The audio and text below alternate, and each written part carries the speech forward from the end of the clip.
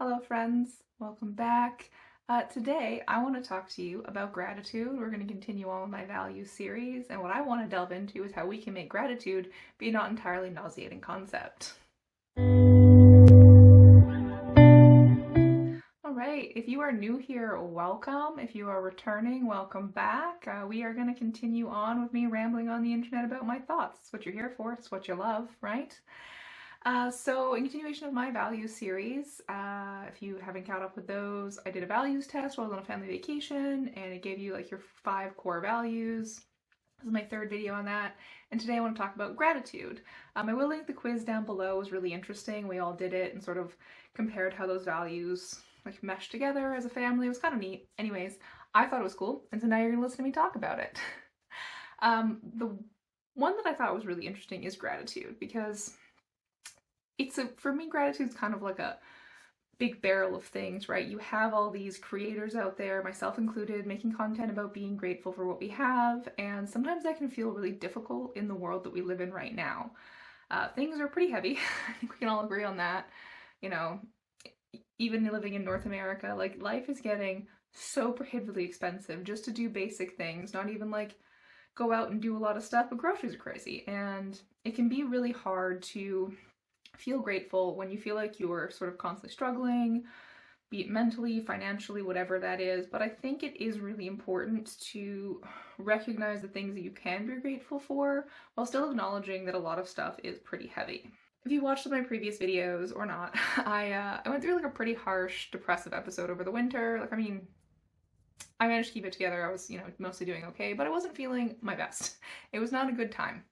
And it was really hard for me to remember a lot of my core values, which is why I found this quiz a really interesting thing to do, because for me, things like family and gratitude and self-reliance and all of those things are really important. And when you're not feeling your best mentally, it is really hard to try and maintain any of that. And so the one thing I did try and lean on was the stuff in my life I could be grateful for. The fact that I had a job that was understanding when I was having bad days. The fact that I had a safe place to be in when I was not feeling good, that I had food in my fridge and a family and friends that cared about me, and that made it a lot easier to try and cope with the stuff that was going on in my head. And so the thing that I think is so key when we're practicing gratitude is not to have like a false sense of positivity or dealing in gratitude in a way that is like pseudo spiritual and sort of overwrites the negative things that are going on in your life, because that's not helpful. You're just gaslighting yourself, and ultimately, as I go back to all the time, you will become the kind of person you can't count on because you're lying to yourself. You're fundamentally lying to yourself. Do I enjoy my job? Yes. I like what I do. The work is meaningful. My coworkers are lovely people. Would I rather be doing something else with 35 hours of my week? Yeah.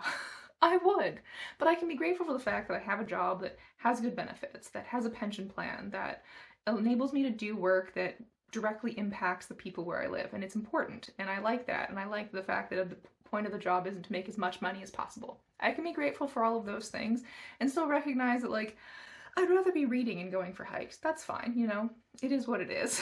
But that's, I think, where the balance is. We don't have to pretend to love every single thing about our lives. And I think, too, the concept of gratitude has also been warped and just like wildly overused. You can recognize that you have nice things in your life and still recognize that it can be better for everyone around you, including yourself. You need to have a more grounded outlook. And I think that a lot of people have this pushback against like content creators that are sort of spouting all like solely positive information and like, you just have to be grateful and you just have to do this. It's like, yeah, you can do all those things, but you also are sometimes going to have to look at the things in your life that suck and do something about them. And then perhaps maybe be grateful for the opportunity to do something about it, because not everyone's always going to have that, right? When I don't like something about my life, I have the space to do something about it. And so instead of dwelling on the stuff that I'm not happy with, spending too much money, I can be grateful for the fact that I have the opportunity to rework my budget and make better choices, right? So that's where I think the important aspect of this is. And I think another part of this is what we choose to be grateful about. You can decide what things you prioritize, much like your values, you can choose what you want to have gratitude in your life towards. So I choose the safety that I feel, the peace that I feel in my life, and the people in my life. I am grateful that I have such a wonderful and loving family, that I have my mom, who is such a rock and so supportive all the time, and that I have my sisters who are fun and intelligent, and watching them grow up has been just such a privilege, and I'm so grateful for that opportunity. And I am grateful for the fact that I live in a really safe space. Both like my home itself, the city, the country I live in are safe for people like me. And I can be grateful for all of that. And I choose to recognize the opportunities that I have given that. And yes, there are a lot of people in situations that are really bad. And I do what I can with what I have to mitigate that, but ultimately, like, I'm not going to be the person that's the solution. But if I can look around what I have with gratitude and I can recognize that other people don't have that, and then maybe it inspires me to do a little bit more. So you have to find what you're comfortable with when it comes to maintaining your own sanity while trying to stay well informed and trying to be a productive human on this planet. I don't mean productive in terms of like what you're doing, I mean productive as in like improving the lives of other people around you. So I can be grateful for those opportunities. And by understanding where I'm coming from and being grateful for the peace I have in my life, and then wanting to extend that grace to other people so that they can have peaceful days, that's important to me. And that's what I choose to be grateful about. Ultimately, I think this is kind of a tricky one because it can be really hard for people, and because it has become such a loaded, like, false positivity kind of environment, especially in a lot of online spaces. It's hard to feel grateful when you're struggling. It's hard to feel grateful if you don't know where your next meal is coming from, if you don't know where you're living is safe, if you don't have any type of security or safety net around you. It can be hard to feel grateful for much of anything, and I recognize that. And so maybe it's time for the rest of us to do something about that, but that's a whole other discussion. And I'm not here to tell you what to do with your time. I'm just here to give you my advice on things.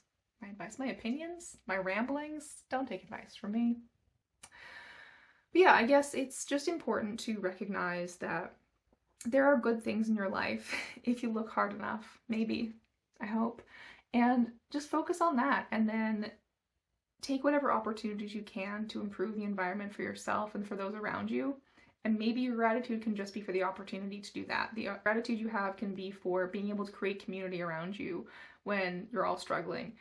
Maybe it is spending time with your friends. Maybe it's getting involved with volunteer organizations. Maybe it's, dedicating a little bit of your time, if you have it, to finding a new job that's going to serve you better. Whatever that might be, you decide what you're grateful for, you decide how that's going to impact your life, and you decide how you're going to deliver that to other people. I guess for this one, I really just want you to take away the fact that, the world is heavy.